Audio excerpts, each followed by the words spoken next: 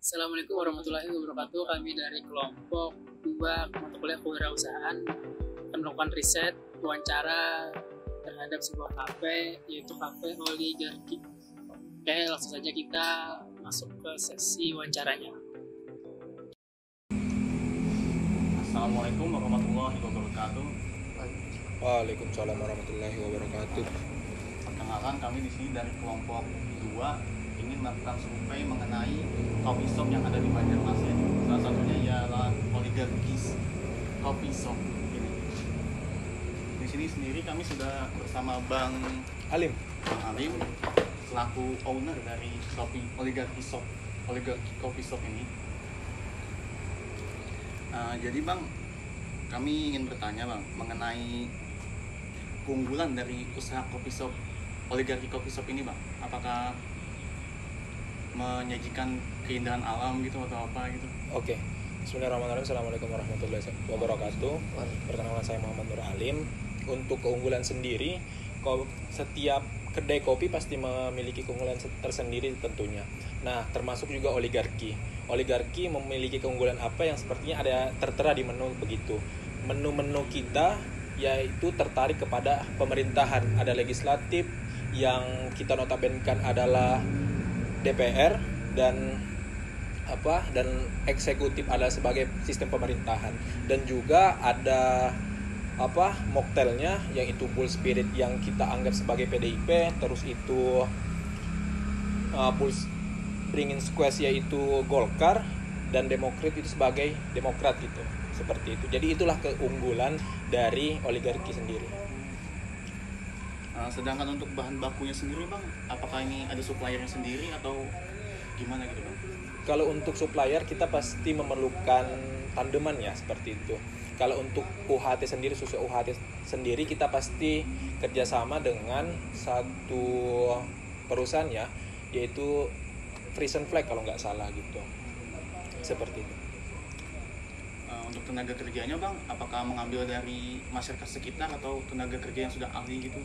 Oke, kalau untuk tenaga kerja sendiri, karena berdirinya Kopi Oligarki ini adalah karena kita orang organisatoris semua dulunya, karena ketersediaan tempat yang tidak mencukupi waktu untuk kita rapat, maka inisiasinya tersebutlah kita membangun kedai sendiri gitu untuk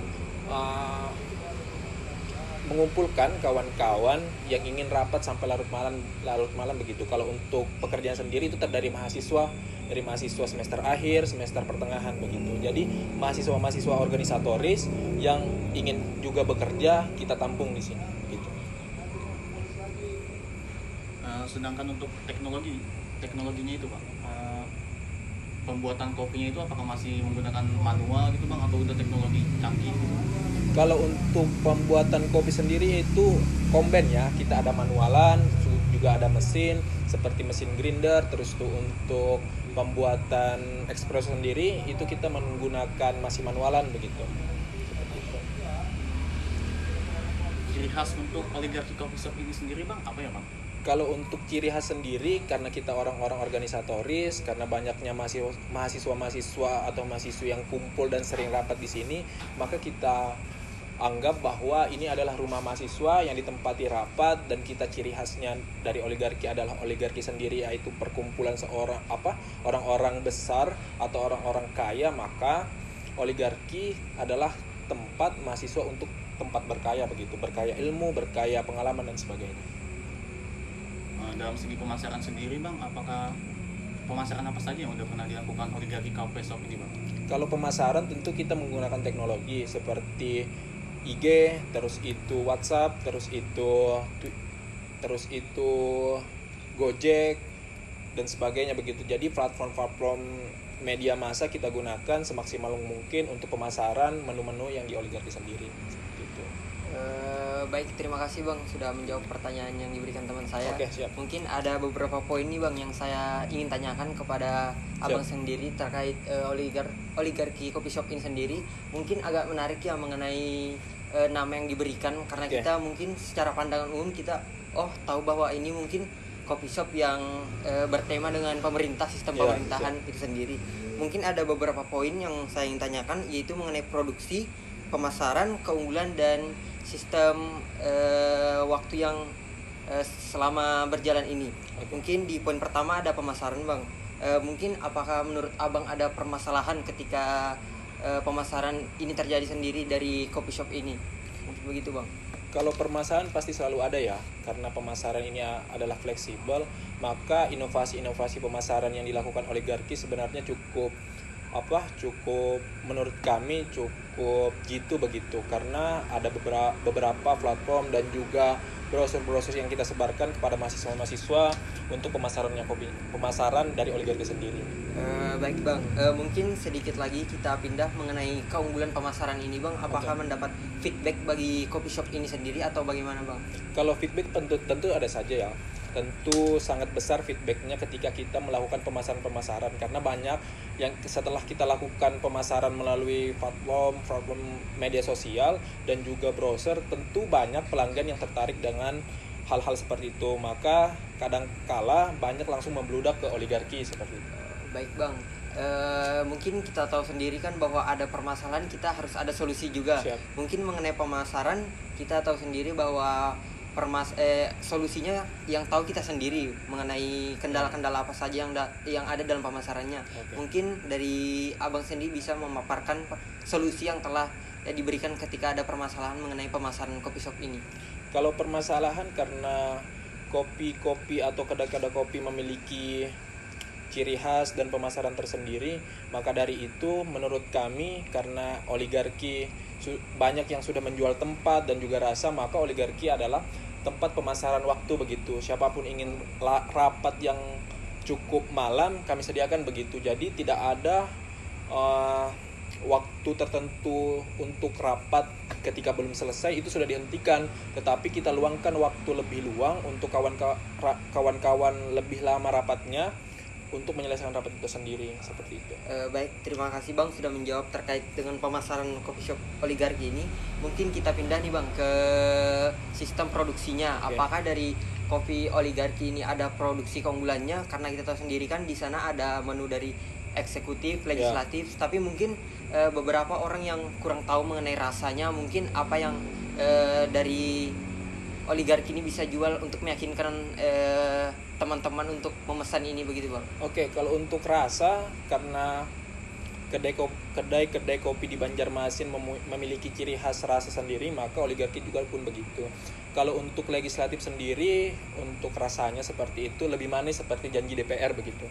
Dan untuk eksekutif lebih manis dan karya tidak ada begitu. Maka dari itu legislatif dan eksekutif adalah perpaduan antara pemasaran dan juga janji-janji DPR yang kita implementasikan di dalam bentuk kopi. Seperti itu. Kalau untuk sekarang nih bang, untuk menu yang paling diminati dari kawan-kawan apa nih bang? Ya eksekutif. Ya eksekutif seperti janji DPR kan manis-manis. Baik, kalau untuk permasalahannya, apakah mungkin dari kawan-kawan mungkin bang setelah disajikan mungkin ada komplain atau bagaimana dari kawan-kawan? Kalau kita ketika menyajikan, kami selalu tanyakan apakah memang rasanya berubah, karena setiap waktu orang yang jaga di kedai ini berubah-ubah, karena kita tahu bahwa beda tangan beda rasa, seperti itu.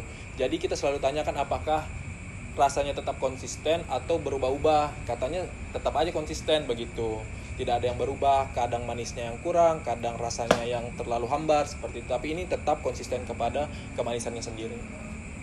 Baik bang, mungkin kita membahas sistem produksi ini sendiri, kita lanjut ke keuangan nih bang. Mungkin dari pemasukan atau pengeluaran sendiri ini apakah ada permasalahan bang di sistem keuangan oligarki ini sendiri?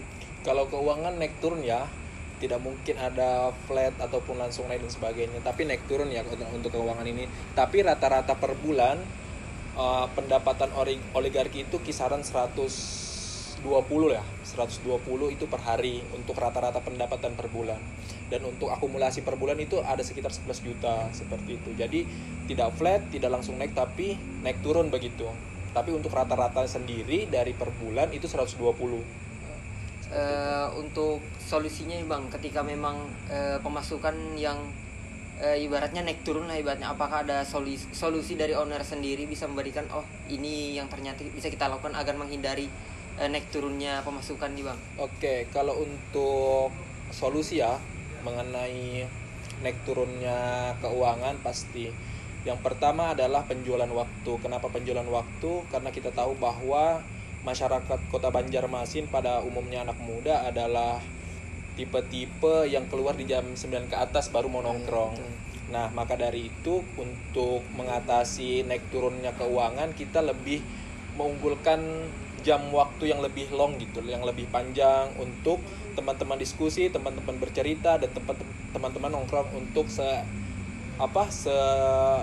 selama mungkin untuk menghabiskan waktunya di malam ini begitu. Baik bang, mungkin selanjutnya itu mengenai dari jam buka sampai tutupnya oligarki ini sendiri. Apakah dari jam berapa dan ada fix dari tutup jam berapa begitu? Kalau untuk buka kita buka di jam 3. Kalau untuk close order itu di jam 10 untuk tidak weekend. Tapi untuk weekend itu kita close order di jam 11. Tapi ketika kawan-kawan ingin nongkrong, ingin kumpul di sini kita akan sediakan waktu lebih panjang begitu. Nah, tinggal ketika memang kita tidak mampu untuk mengatasi itu, kita biasanya sering panggil teman atau karyawan lain untuk menggantikan begitu. Seperti itu. Mungkin bang, apakah dari mungkin kalau ada kawan-kawan yang mungkin ada rapat kan sampai tinggi malam, apakah ada dari masyarakat sekitar atau menegur nih ibaratnya sampai sekarang nih? Kalau untuk perizinan itu kita sudah konkret, dengan kita sudah kerjasama dengan jaga malam, kita sudah minta izin dengan pihak kompleks setempat, maka tidak ada pernah peneguran ketika memang tidak ada ketidakwajaran ketika rapat terjadi seperti berkelahi lah semisalnya kayak itu. Nah, jadi kalau untuk jam malam kita tidak pernah diusik begitu untuk perizinan dan masalah jaga malamnya. Baik, terima kasih nih bang. Mungkin kita lanjut di pertanyaan terakhir nih bang. Oke, siap. Mungkin bagaimana rencana kedepannya mengenai coffee shop oligarki ini sendiri? Apakah ada renovasi atau tambahan ruangan begitu? Apa yang mungkin gambaran lah sebagai kedepannya untuk coffee shop ini sendiri? Oke, untuk masalah ruangan ya, untuk renovasi dan sebagainya pasti melihat keuangan menunggu stabil dan sebagainya, maka kita akan lakukan renovasi yang besar begitu. Karena melihat lahan yang masih luas, maka kita perlu juga ruang-ruang yang lebih besar untuk menyediakan kawan-kawan atau organisasi-organisasi yang ingin rapat di tempat kami yang lebih nyaman dan efektif dan efisien ketika memang itu membutuhkan waktu yang lama dan tempat dan kenyamanannya sendiri begitu. Jadi ketika memang keuangan sudah stabil dan meningkat, maka kita akan lakukan renovasi seperti itu. Baik, terima kasih. Mungkin itu saja yang bisa kami tanyakan terhadap usaha coffee shop oligarki ini sendiri. Semoga dari kawan-kawan bisa menjadi berminat lah ketika melihat wawancara ini ya. Mungkin sekian dari saya. Kami mengucapkan terima kasih banyak dari kelompok 2 kepada oligarki shop ini sendiri. Siap. Terima kasih. Siap.